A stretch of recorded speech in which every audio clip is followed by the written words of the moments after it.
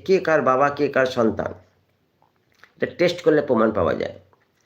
ঠিক তেমনি বলছে আমরা বিশ্বাসী, আমরা ঈশ্বরের সন্তান, কি করে প্রমাণ পাওয়া যাবে? আমরা কি করে প্রমাণ করব? বলছে ওটাই বলছে অক্ষয় বীর্য, মানে ওটা হচ্ছে ডিএনএ, ঈশ্বরের ডিএনএ যদি আমাদের জীবনে আছে, তাহলে আমাদেরকে টেস্ট করলে জানা যাবে যে আমরা কার সন্তান। টেস্ট মানে যখন পরীক্ষা আসে, তাড়না আসে, তখন আমাদের জানা যায় আমরা কার সন্তান। আমরা প্রমাণ করি এটা, আমরা ঈশ্বরের সন্তান।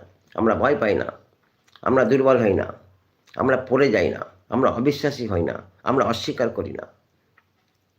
তখন এটা প্রমাণ পায়। কখন? যখন এটাকে আমরা আমাদের জীবনের মধ্যে যখন আমরা অটুট করে রাখি। ঈশ্বরের বাক্য জীবন্ত, পরাক্রম, কার্যকারী, হৃদয় খড়গ অপেক্ষা তীক্ষ্ণ। যখন আমরা বিশ্বাস করি, এই তখন আমাদের জীবনে এটা প্রকাশ পায় যে আমরা